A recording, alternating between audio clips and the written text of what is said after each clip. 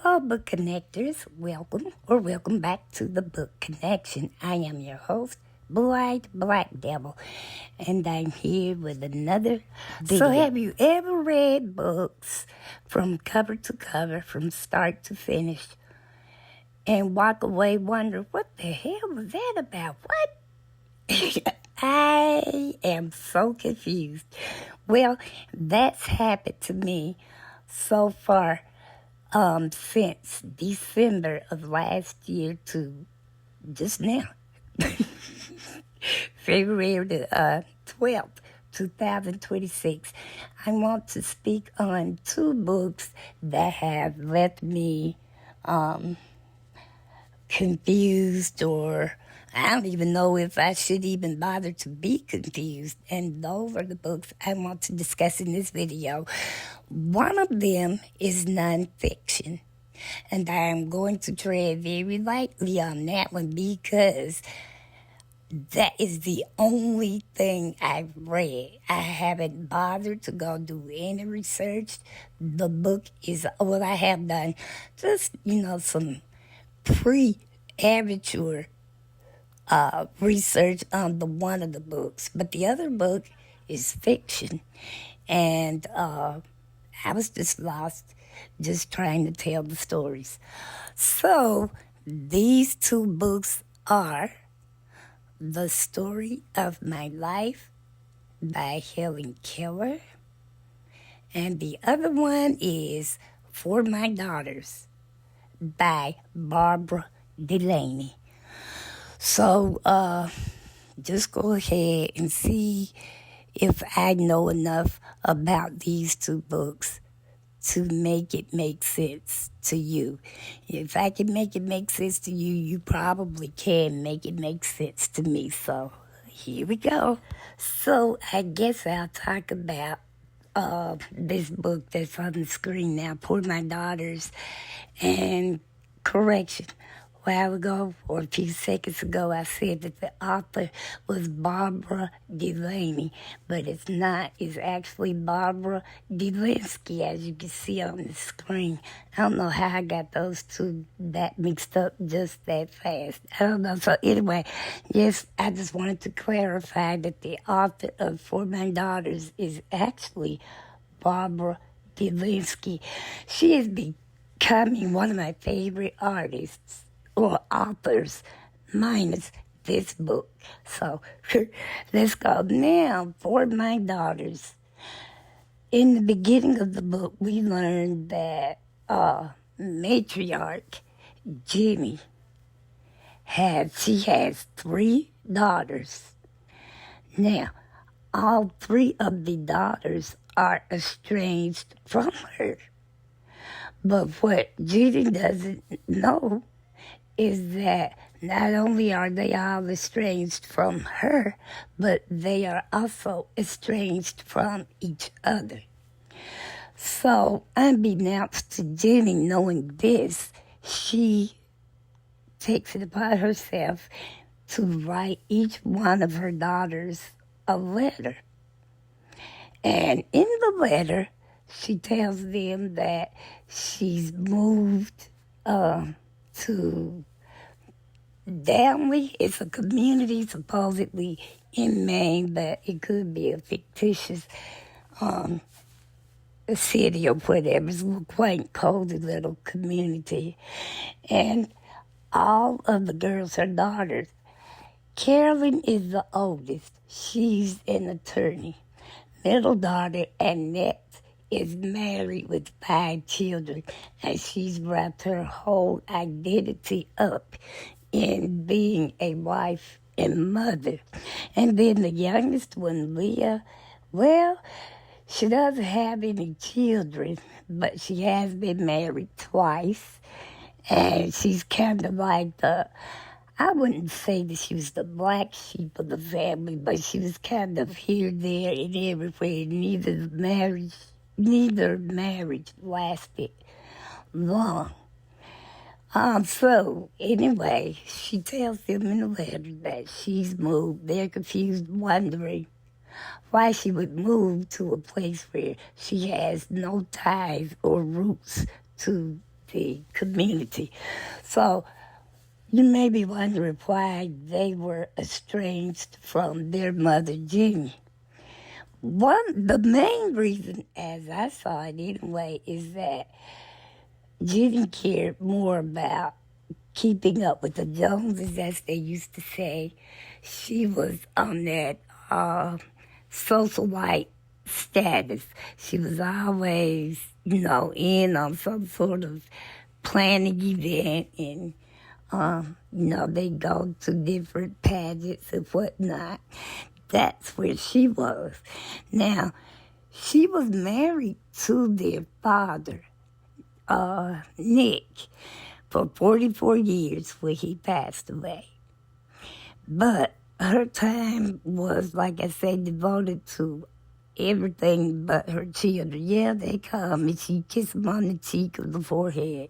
But for the most part, she wasn't in their lives, and she always seemed to dismiss or minimize whatever her children were saying to her.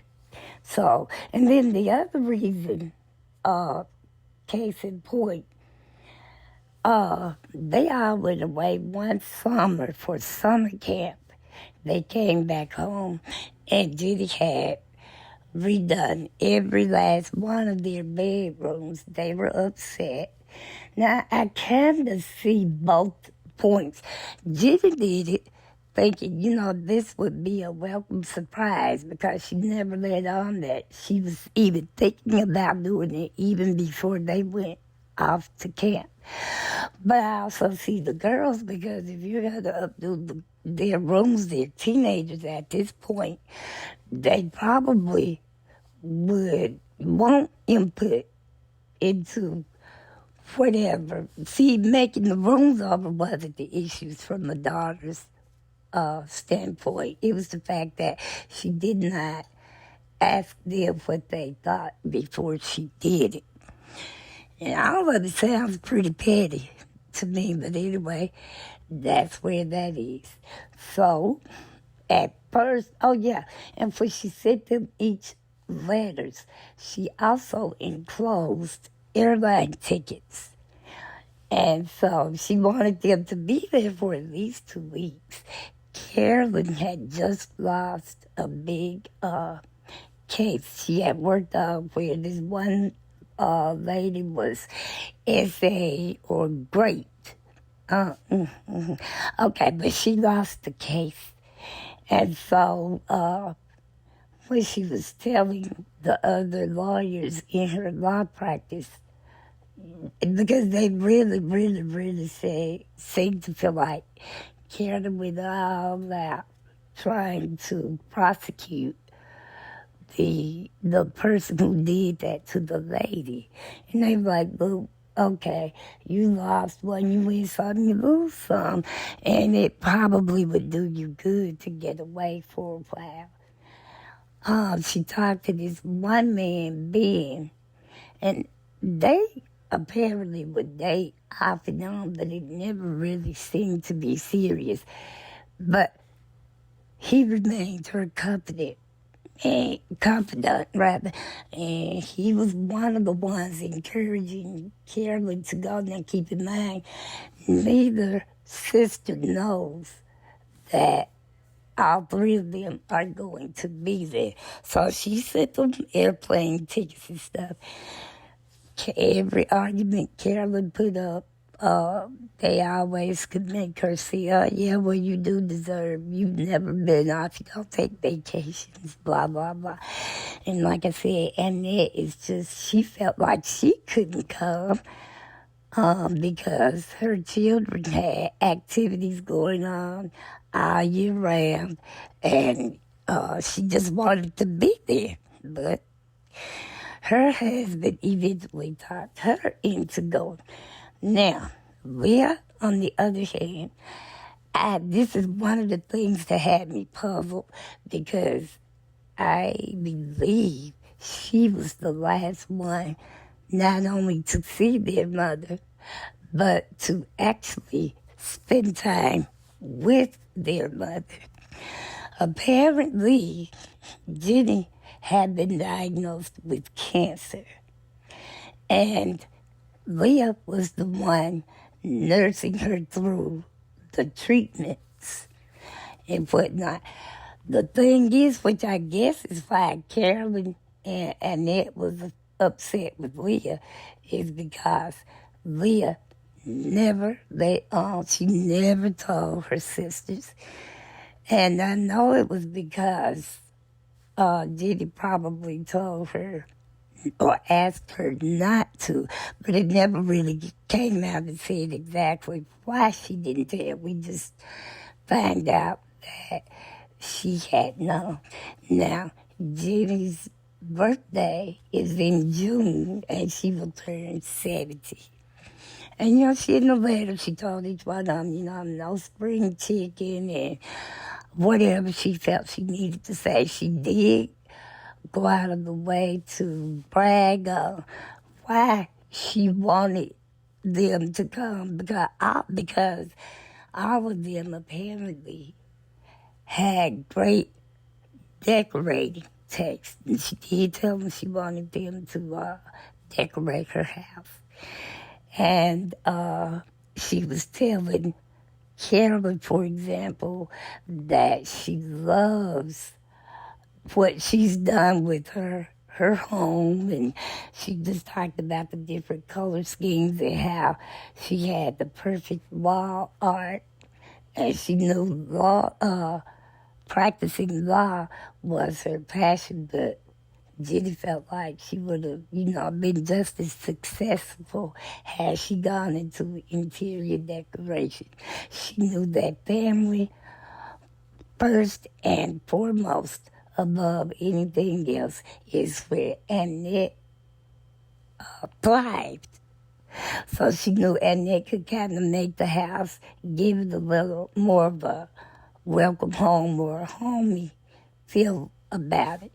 Leah, she was there to do whatever she could do toward that, but Leah's main thing was cooking. So I think she was supposed to be in charge of putting the kitchen together and stuff. So they all had this and that, and she put this in letters. But I think, I'm guessing, I said this book was one of them that bothered me. I'm guessing she never told them that before they grew up and left home. They really didn't know how she felt about them because she spent just that little amount of time with them as a collective or individually. So they all go. Now, Carolyn got to the airport first. She flew into Maine, but once she got there, she found out she was going to have to rent a car because where their mother lived was 2 hours from whatever the airport is they flew into in Maine. So when she's trying to get the rental car, she looks over her shoulder and there is Annette. And she couldn't believe it at first. She kind of just hid out and stuff because she suspected rather that it was Annette, but she didn't really know for sure. She just watched her. But at some point, Annette looked up and recognized Carolyn. And, they had the obvious questions. What are you doing here? Yeah, I got a letter from Mom. Now, Carolyn is the oldest, but for some reason she calls her mom by her name, Jenny. But Annette and Leah calls her mother. All right, so there they are. So they share a ride to the place where Jenny now lives. The next day, Leah shows up. And so they went through all of that. Well, when they got there, they knew they were only on a 2-week time frame rather to get things done. But As usual, Jeannie was not there. Well, they weren't really all that taken aback at first. They just knew they probably, well, they did say they thought that she was out doing something in the community and would come home. But Jenny's housekeeper, Gwen, was the one that, was answering whatever questions they may have, and they did have quite a bit. And they were like, okay, well, when is she coming back? And eventually Gwen was like, oh, she won't be back today. She won't be back today. She'll be here in the morning. Eventually, Jenny talks to each one of her daughters. Every day she was supposed to be coming.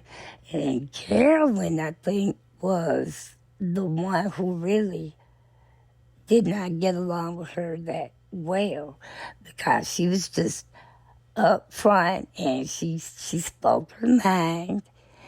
And she was like, I have a job. I have somewhere to be, something to do, blah, blah, blah. And, I think it's very inconsiderate of you to ask us here and then you not be here. All right. Now, like I said, Leah had been married twice. Well, there's this man that does work around, I'll just call it a ranch. I don't know what kind of home they said it was. But he was the one that took care of, the landscaping, the horses, this. Now he was just there. Okay, every day they would have a question for Jenny, and she wouldn't be there. But Gwen actually could answer all of the questions. And they were like, you know more about her than we do.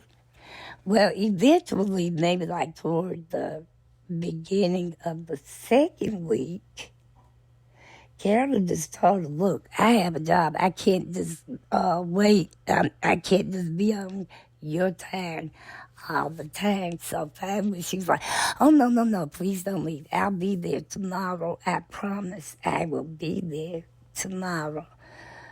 Now, Leah has taken a shine for Jesse, the man that works. I guess I'll call him a ranch hand. But they made love within the first couple of days of the women being there. And the sisters knew it, and they kind of just teased her about it. But they were okay with him.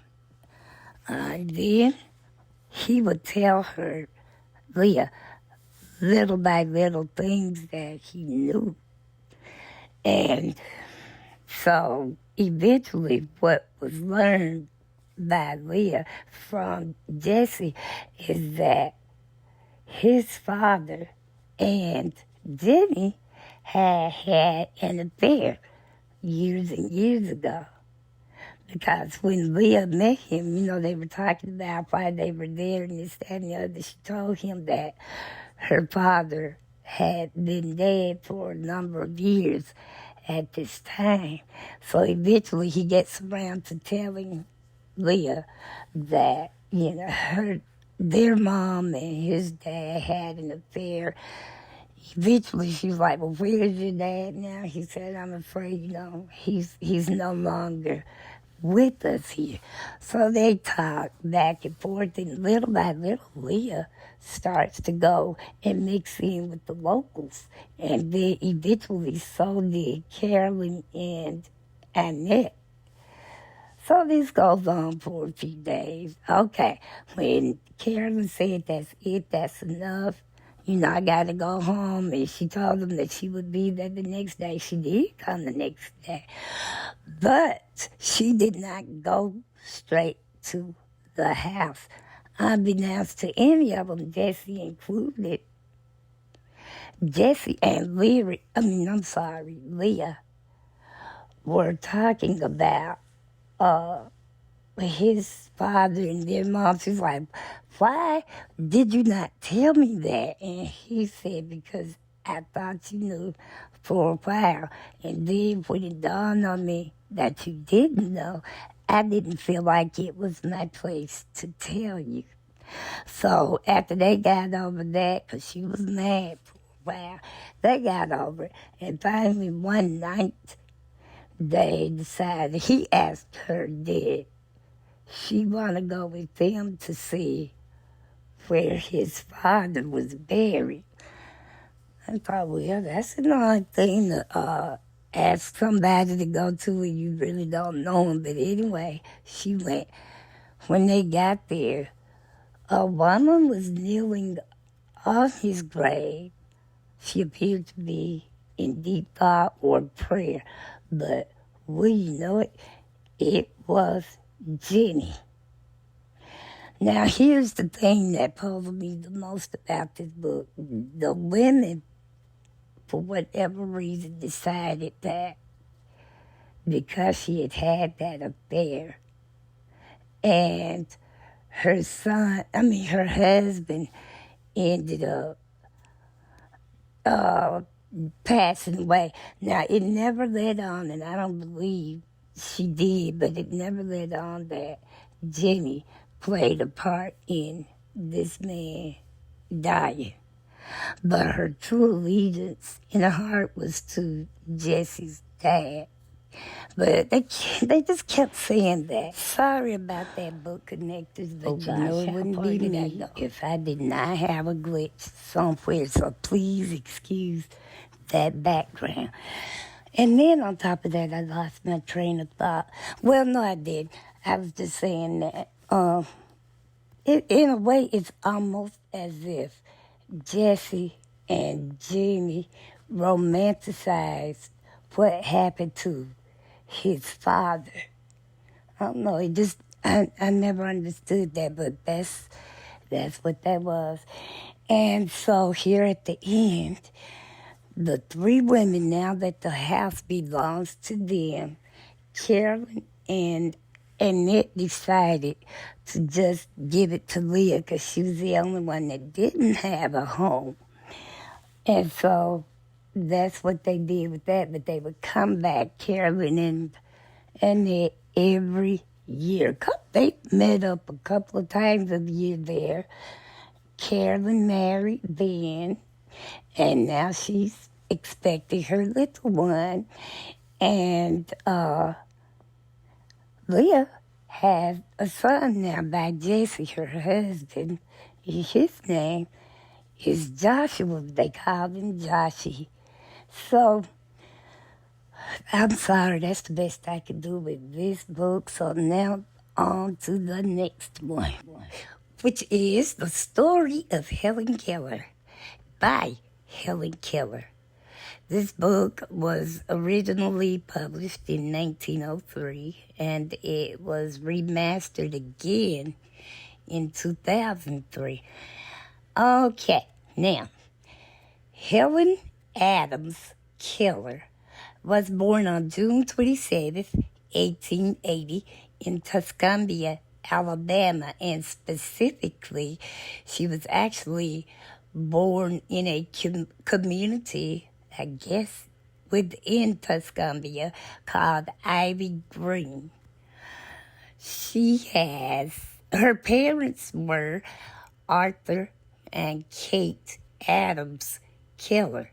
Now, Arthur had been married once before he married Kate, and he had two sons. So Helen had two half-brothers. Now, Kate was considerably younger than Arthur, but it didn't give either parent's age. Now, when Helen was born, she was born healthy, normal, no reason to think anything, would happen. But when she was 19 months, I think it was February 1881, 82, somewhere along in there, she ended up with a very high fever, and doctors just could not break it. They said that it was some sort of an infection of the stomach and the brain. Today, doctors say it probably was like either meningitis or either what was the other? Rheumatic fever. Either way, it happened, and she was in that fever for like 4 or 5 days, and just as mysteriously as it appeared, it was gone. And it robbed her, obviously, I think everybody knows, it robbed her of her sight and her hearing permanently. So, if you've seen the movie The Miracle Worker, you know she had a teacher who was blind herself, but she was a hearing person. Somewhere along the way, I think that she met her teacher when she herself was 6, right before, like 2 or 3 days before she turned 7. She met Anne Sullivan. They talked about how she grew up, well, she lived, in Ivy Green in Tuscumbia, and talked about how she loved the house and how she enjoyed being in nature, but it also talked a little bit about her anger and frustration, not necessarily because she couldn't hear or see, but because she could not communicate. And to me, that's understandable. You can't communicate. So this went on until she met her teacher. Now, when Anne started teaching her sign language, which, question number one, like I said, Anne Sullivan was blind, but it doesn't explain why she understood and could speak sign language. So, but she did. She finally got Helen to, trust her to teach her words. So it talked about how she would, spell everything out. She didn't know signs, and she didn't know any of that. And the first word that Anne was able to get Helen to understand was the word water. It said that was one of her favorite words, and she would just make the noise in her head. She was singing wah wah, but she was actually spelling water.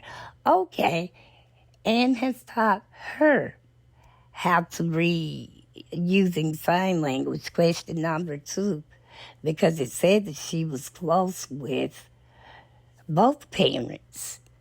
And although the dad never really learned how to speak fluent sign language, she understood that he understood the gist of whatever it was she was saying. And then, like, on holidays, mainly Christmas, it talked about how he would tell her something tonight before, and he would always have her to get up and recite whatever it was he had taught her from the night before. So I don't know when the parents learned sign language, but according to this book, they did. Now, Helen had a younger sister named Mildred, and she talked about how at first she didn't really like Mildred, not because she felt Mildred would replace her in her parents' eyes. It simply was just like older sister, and now she's got to share her parents with another person. But probably by the time her sister learned about Helen's condition, Helen had fallen in love with him. Other than Anne Sullivan, her sister Mildred was the person. Well, she just loved her parents all the way around. Now, her father had a heart attack. He died from a heart attack. But it didn't specifically say how old Helen was when it happened. But just from reading the book, I know she was anywhere between 4 and 6. So, okay, Helen meets Anne. Anne starts to teach her this uh, sign language, but like I said before, she wasn't using sign language. She was using they called it the manual alphabet. So, like, if she wanted water, she spelled it out. She didn't do the sign for it. Annie, or Anne, taught Helen Braille. Now, when you're learning Braille, especially when you're a kid, like young as Helen was, there's 2 types of Braille. The first one is called grade 1. That's where you literally spell every word out. So that same word apple, you would spell it Apple. When you master that, you move to what's called contract Braille. Contract Braille has signs, and this lies the problem for sighted people. And the problem is Braille, even though it takes more paper to write Braille, it takes up a lot, even though you have contract Braille. So I won't use the word apple because there's no sign for the word apple. Let's use the word Constitution. Why that popped up, I'll never know. But we all know Constitution is spelled Constitution, right? But if you are writing that in contract Braille, CON is 2 dots. You already have known that those 2 dots represent the first 3 letters, right? Okay. ST is also 2 dots, different position, same thing, but it represents the S and the letter T. Then you write the letter I. No, let's see, CONST, yeah, you write the letter I. Then you write the letter T, you write the letter U, you write the letter T again. Now, after that second T, you have 1 dot, and that 1 dot represents the ION. So, it took Helen, I think she was like 9 or so when she learned how to use contract Braille, because once you learn contract Braille and you continue to use grade 1 Braille, you'll get points taken off for not using contract Braille. But okay, kind of got sidetracked, but I finally could tell you something I already know. So she goes on, she develops quite a, let's see, a lot of people were mortified by what happened to her, but she went on to graduate high school, and she attended college in Boston at Cambridge. She got her degree, I believe it was from, don't tell me, I want to say Radcliffe College. Either way it goes, she went on. Here's my question, though. Now, let me tell you something that maybe you don't know, maybe you do, I don't know.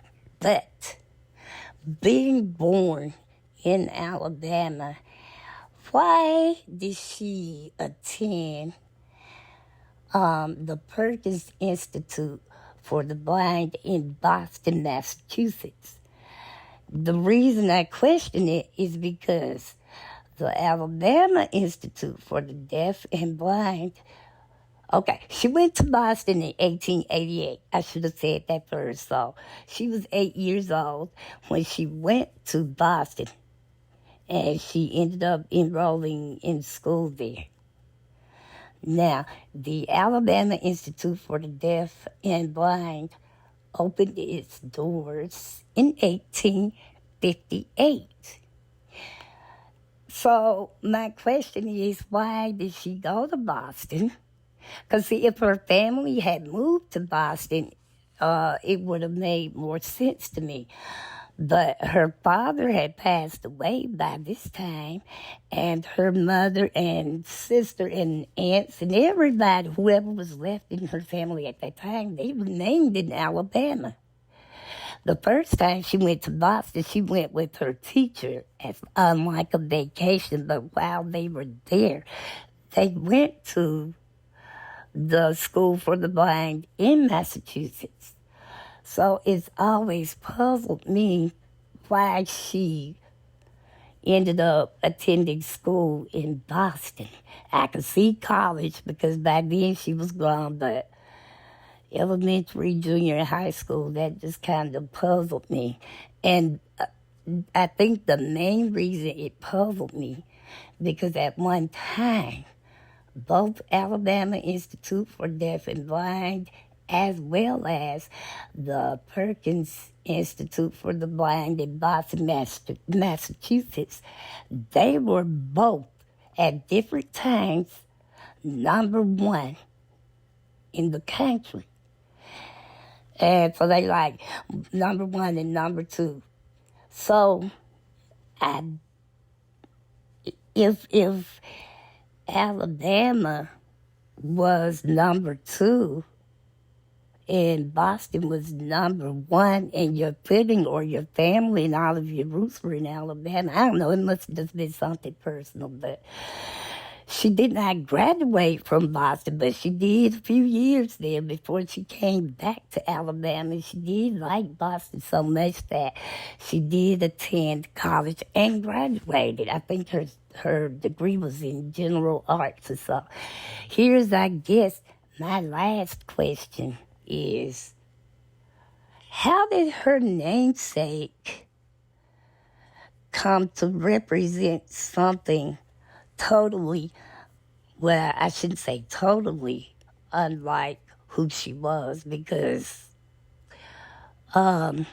she was a scholar. All we ever know is that Helen Keller was born. Some people think she was born deaf and blind, but she wasn't. Most people who actually pay attention know that, that happened as a result of a high fever. Yeah, we know where she was born. We knew about the deaf and blindness.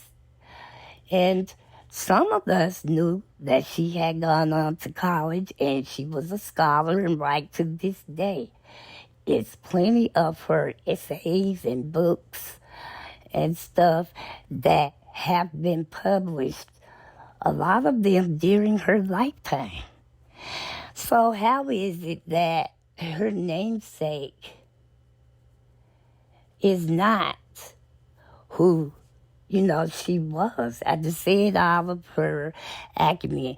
But now when you hear Helen Keller, because we have a campus in Alabama, Helen Keller, and that's where people with multiple handicaps or disabilities go, which I guess is the only thing that Helen Keller had in common with the students who now attend there. Because when I say the people who are enrolled at Helen Keller, they are deaf, are blind by, varying capacities, but that is the least of their problems. These kids are there. A lot of them cannot walk, talk, feed themselves, dress themselves. It's just like, but the only reason they are there is because they cannot see or hear, and it's both of them. Because you have, and then here's just another thing, and I'm gonna let this go. I think I'm through. Let me say this much: Helen Keller was born June 27th, 1880. I already said that, but she passed away June 21st, 1 week shy. Well, 6 days actually. 6 days shy of her 89th birthday. She was 88 when she passed away. She passed away from complications of a stroke. And she just, she just went down and stuff. So that's how she died. But back to these schools and stuff. I think if you all have read my About section here on YouTube, you know I'm visually impaired, right? So I went to AIDB and I went to the blind school, right? Now, growing up, I was a cheerleader, ran track, slam, musically inclined, all of that. And we would compete with different schools all throughout the nation. Well, every time we would go to different schools, our campus, the blind school campus, seemed to pale in comparison to all of these other schools we would visit. And we would always be like, why does our school look like peons compared to just name one, Florida, Louisiana, Arkansas, Mississippi, Tennessee. All of these schools look like their campuses look like mansions compared to ours. And as kids, we'd be like, why we don't have all of this stuff? Now, what we did have was much smaller, but it was always, I don't know, people still go by there and they marvel at how pretty the campus is, the coziness and all of that. But as kids, you're like, forget all that. Why don't we have whatever? But we learned that the reason our campus was so much smaller to these other campuses is because everybody is on campus there. You have the blind and the deaf and the multiples all on one campus. And so, but this is what separated us from anybody else in the nation. Now, a lot of, at one time, let me say this, at one time all 50 states had blind and deaf schools. But only one of the states had campuses for each individual needs. So, and I'm grown now, and people know that I went there, they automatically think about the deaf school because the deaf school their campus is so much bigger than ours. And if I think it will make you see things differently, I will explain to you. But usually I just say, well, I just went to the blind school because they still lump it all in one. But yeah, what made Alabama stand out is because we have 4 different campuses. We have a blind school. Then we have on a separate campus a deaf school. And then we have, the third campus, Helen Keller School. And then we also have a campus for adults who went blind after they became adults. It's called E.H. Gentry. But all the other states, at least when I was coming up back in the 70s and mainly 80s, it was just all inclusive. So people tend to lump Alabama in that same thing. But yeah, that's why our campus was so much smaller than everybody else because of that. We had 4 different campuses. Hadn't bothered to check as of late, but I do believe we still are the only one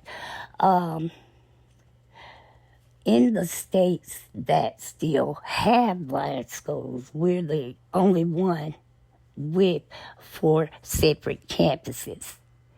So, like I said, I had questions. I don't know. I just know that I completed the book. Now, she was also accused of plagiarism. One time, she wrote a little book or story called King Frost. And her teacher and most of the, like the principals and people even know from the Board of Education, they wanted to believe her at first, and her teacher always did. And so did a few other faculty and staff there. But, because they were saying, like, you know, how this, and they found out that her story was rewritten with a different title, but it was the same story that this other lady apparently read to her. But Helen Keller could not remember being read that story. Now, she was only 12 when this happened, but that was the only thing you know, that went against her and stuff. And she lost one of her best friends who happened to be on the faculty and staff at the school when this was done. And they went through, and they kept saying, well, you know, when this book was written, you could not have read this yourself, because they felt like her wording, other than the fact that it appeared to be a revised version of, I can't remember the name of that darn book she read, but Helen called hers King Frost, and they kept trying to make her think that she just remembered that story, and then she tried to make it her own. What that did, although she eventually, you know, came out of that, but it made her second guess herself for the rest of her life, even when that incident was would have been in her review mirror. She would just linger on and on about one sentence or paragraph or chapter before she would finally write it down, and she was constantly having people to check, double and triple check something before she would commit it, because she was like, I just don't know. Now, at the end, we learned that her book, even though this is supposedly her work, it's about her, some of the stuff that she claimed in the book could not have been true, because she like, for example, she could not have remembered learning how to read when she said she did, which was around 5 or 6. And I questioned, well, why not? And then they talked even about, Helen describes Ivy Green, and it is a beautiful home. I remember going on a class trip one time. We went there. It was beautiful, but that was through Helen's eyes, because other accounts said that they lived in squander, like wallet squander. It was just a mess and this, that, and the other. And then they said that she couldn't have read the Bible from beginning to end. When she was like 13 and 14, they said that was the only assignment. Well, Helen said that was the only assignment, and she was like, oh, no, it's not. I don't know, they just seem to be trying to trip her up on a lot of things, but when she died, like I said, this is in her review mirror. Now, I'm not sure, but I know the blind school has a flower garden or fragrance garden is what it's called, but it's called the Helen Keller Fragrance Garden. It's pretty. I don't know if all the other campuses have it or not, but I do know ASB does. And so let me see, is there anything else I want to add? I guess that's about it. So, sorry for the length of this video. I guess I knew more than I thought I did about both these books, but I just walked away with more questions than answers, especially on Helen Keller. But this is going to wrap this video, book connectors. Thank those of you who are subscribed. Thank you so very much for being subscribed. I see apparently we have a newcomer, so welcome to the channel. Glad to have you here. And then visitors, the door is always open. All you gotta do is follow the newbie. I don't think you'll regret it. And everyone, please don't forget to like, share, comment respectfully, and make sure your notification bells are on and set to all. Why? So you'll know every time I upload a video. And in the meantime, book connectors, remember this. As long as there are books around, there is always something to read. And until we read again, book connectors, please be safe out there. Enjoy yourselves. And God bless.